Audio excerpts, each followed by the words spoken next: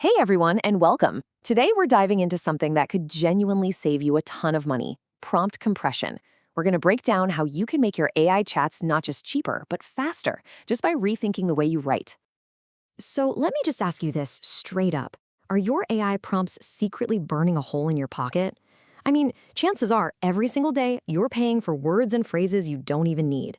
Because in the world of AI, every letter, every word, it costs you. How much are we talking about? Well, look at this number: $900. That's what a heavy user could be saving every single month. Stick with me, and I'm going to show you exactly how that's possible.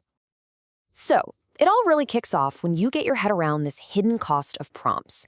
It's actually a super simple idea, but it's incredibly powerful. Every single word you feed into an AI model has a real-world price tag on it.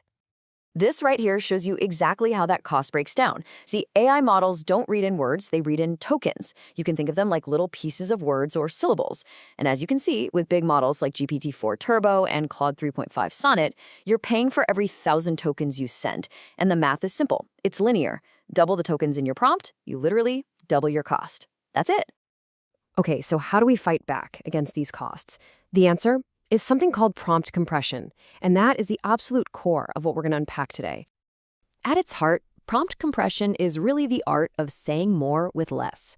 It's all about shrinking your prompts, cutting down those tokens, but, and this is the important part, without hurting the quality of what you get back from the AI. The goal is simple: get the same or maybe even better results for just a fraction of the cost. So you might be wondering, why does this even work? Well, it's because these large language models are incredibly smart.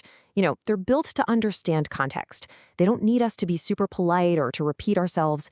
When we cut out all that extra noise, we're actually helping the AI focus its attention on what really matters in our request. All right, enough theory. Let's get to the practical stuff. I'm about to walk you through 5 key techniques that are really the foundation of prompt compression. Think of this as your new playbook for writing prompts. Okay, here they are, the big 5. First, cut out redundancy. Just don't say the same thing twice. Second, get rid of filler words. The AI really doesn't need please or if you could. Third, trust its knowledge. You don't have to explain what a CEO is. Fourth, use common abbreviations like API or HTML. It knows them. And finally, restructure for efficiency. Use lists, be direct. Now let's see how these actually play out in the real world. Theory is one thing, right? But seeing is believing. So let's put these techniques to the test with some real-world before and after examples. So for our first example, we're starting with a super common task: asking an AI to write a professional customer service email. This is a classic case where we all tend to be a little too, well, wordy. Okay, on the left you see the original prompt. It's 45 tokens, it's full of polite fluff, like "I would like you to please," and it repeats instructions. Now look at the right. That's the compressed version. Just 18 tokens. It's direct, it's sharp, and it gets straight to the point without losing a single instruction. And boom, this chart just says it all, doesn't it? We went from 45 tokens all the way down to 18.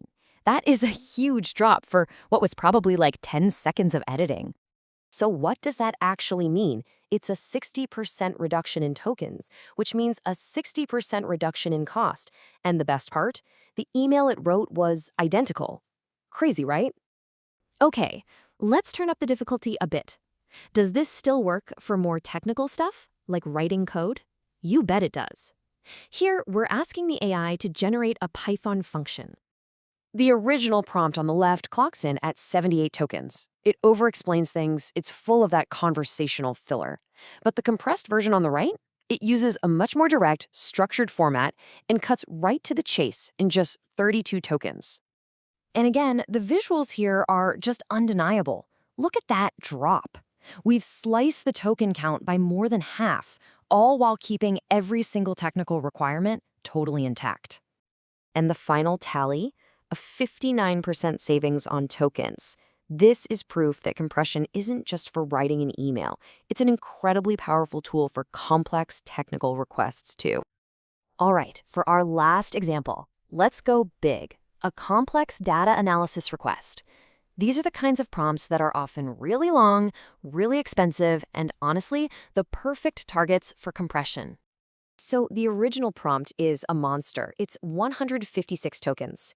It's polite, it's repetitive, but by simply restructuring that whole request into a clean, itemized list, we slash it all the way down to just 52 tokens. And we didn't lose a single ounce of analytical detail. This is by far our most dramatic reduction yet. I mean, just seeing these two bars side by side is all the proof you need of just how much waste can be hiding in plain sight in our prompts. That is a 67% reduction in tokens. Now, imagine a company making thousands of these requests a day. That could easily translate to over $300 a month in savings. The impact when you scale this up is just enormous. So, what's the big takeaway here? You now have a brand new optimization playbook. You can officially stop writing those long, rambling, inefficient prompts and start crafting short, sharp, powerful ones that are going to save you money and probably get you better results. I really want to leave you with this one thought. The art of prompt compression. It's all about saying more with fewer tokens. It's about being smarter, more efficient, and way more effective in how you talk to AI. So as we wrap this up, I've got one last question for you to chew on. What's the very first prompt you're going to compress? Take what you learned here today and just try it. You might be really surprised by how much you end up saving.